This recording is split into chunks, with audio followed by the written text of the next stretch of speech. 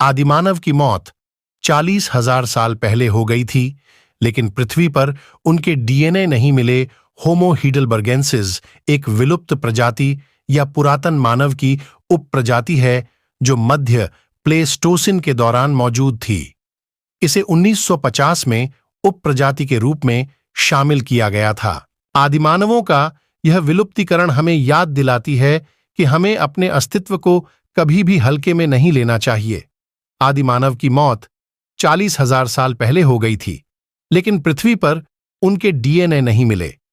Copenhagen विश्वविद्यालय के professor सहित 3 विज्ञानियों के अनुसंधान में सामने आया तथ्य।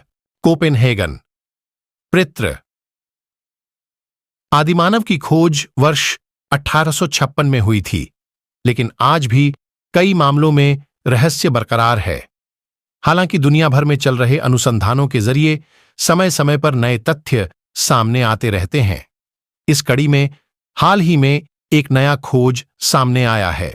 कोपेनहेगन विश्वविद्यालय को प्रोफेसर पीटर सी कीजरवर्ग, अर्थ सिस्टम साइंस के प्रोफेसर पी मार्क मास्लिन और आरहूस विश्वविद्यालय में एसोसिएट प्रोफेसर ट्राइन केलबर्ग नीलसन ने बताया कि आदिमानव की मृत्यु 40,000 साल पहले ही हो गई थी, लेकिन पृथ्वी पर उनके डीएनए नहीं मिले हैं।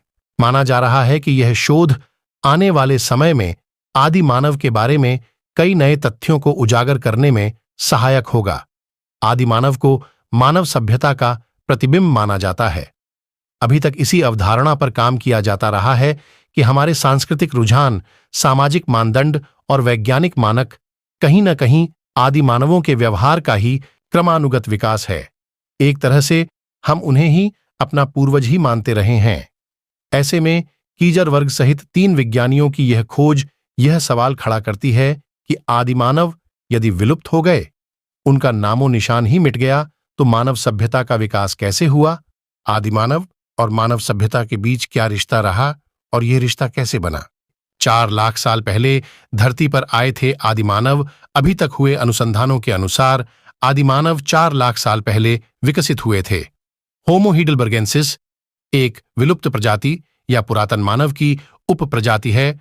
उनके पूर्वज थे और वे भूमध्य सागर से लेकर साइबेरिया तक के क्षेत्र में फैल गए।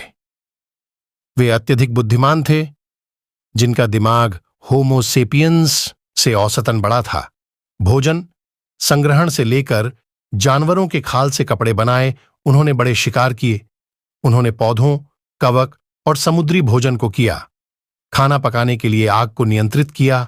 जानवरों की खाल से कपड़े बनाए, गोले से मोती बनाए और गुफा की दीवारों पर प्रतीकों को तराशने में सक्षम थे। उन्होंने सामाजिक संरचना भी तैयार किया।